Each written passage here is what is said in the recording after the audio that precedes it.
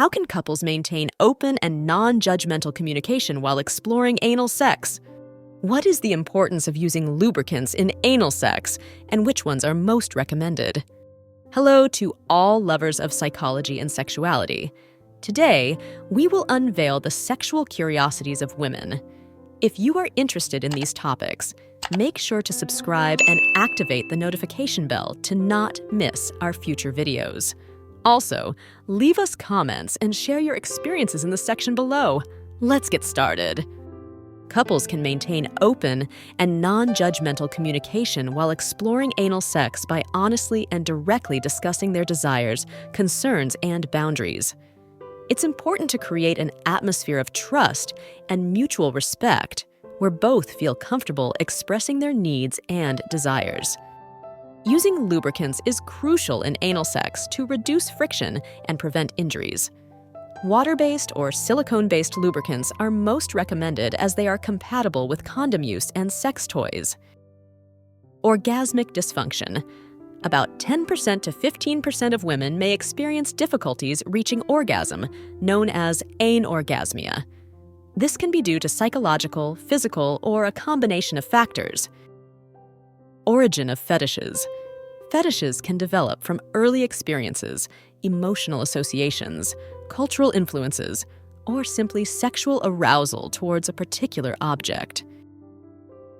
Pain shouldn't be ignored. While some initial discomfort during anal sex is common, persistent pain can be a sign that something is wrong. Pain should not be ignored, and open communication is key. Paraphilia refers to sexual attraction to unusual objects, situations, or activities. Examples include exhibitionism, voyeurism, and fetishism. Partner support. Communication and mutual support are essential in any sexual relationship, including anal sex. Willingness to adapt to the needs and desires of the partner is crucial. Paresis, also known as shy bladder syndrome, is a condition in which a person has difficulty urinating in public situations or with others present. It can be a challenge in shared bathrooms or relationships where intimacy is a factor. Pelvic floor muscles.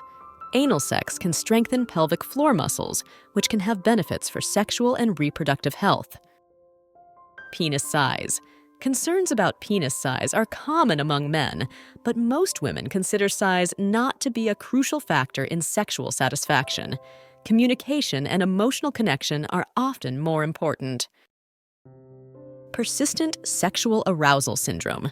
Some people experience a disorder known as persistent sexual arousal syndrome, characterized by continuous sexual arousal without desire. This can be extremely uncomfortable and may require treatment. Personal style. How a man dresses and presents himself can be attractive to some women. Personal style can communicate creativity and self-expression. Pharmacological treatment. In severe cases, doctors may prescribe medications such as antidepressants or local anesthetics to help control premature ejaculation. However, these should be used under medical supervision due to possible side effects. Physical benefits.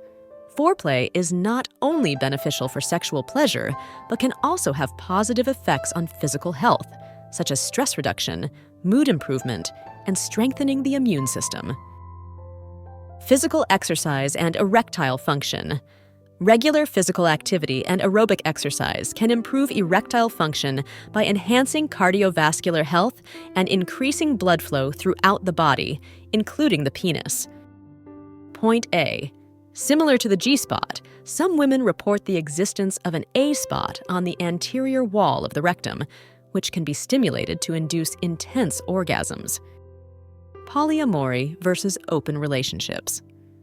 Although often used interchangeably, polyamory involves having multiple romantic and often deep relationships, whereas open relationships may focus more on sexual exploration with other people without necessarily seeking additional romantic relationships. Polysexual relationships. Some individuals identify as polysexual, meaning they can feel sexual attraction to individuals of various genders, regardless of whether they identify as men, women, or any other gender identity. Pornography and addiction. There is debate within the scientific community about whether pornography can be addictive, with some studies suggesting that certain individuals may develop a pattern of compulsive consumption similar to other addictions. Pornography and sexual fantasies.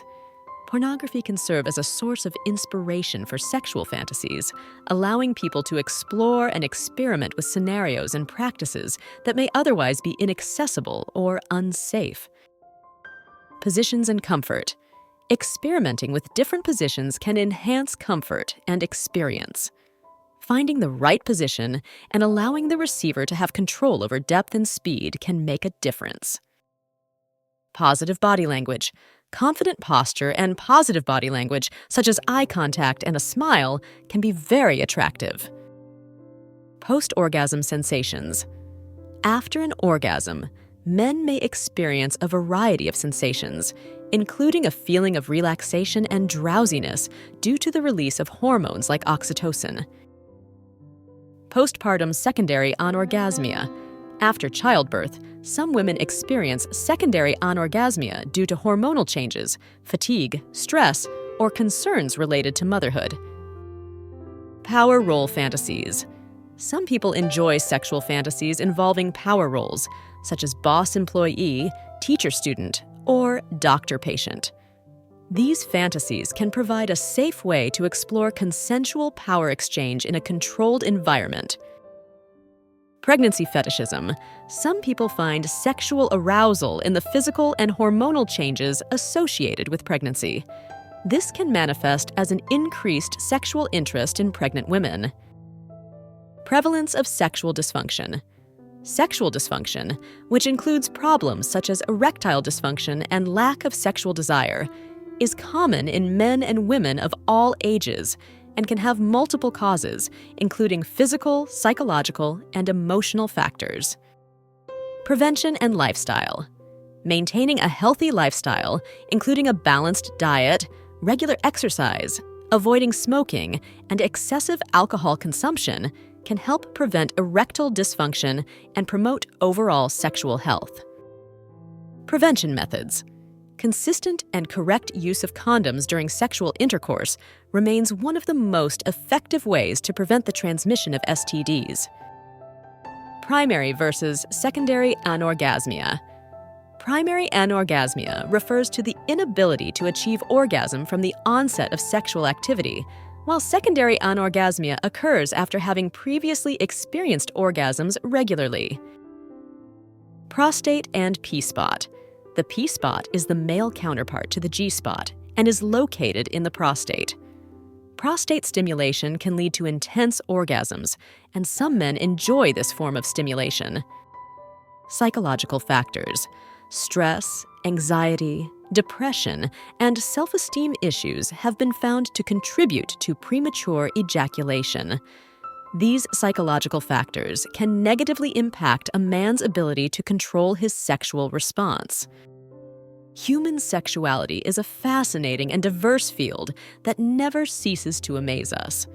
Sexual curiosities unveil the wonderful complexity of the human experience in the intimate realm. As we explore and understand these facts, it is crucial to remember that each individual is unique in their sexual experience. Respecting and communicating with your partner are the keys to a satisfying and healthy sexual life.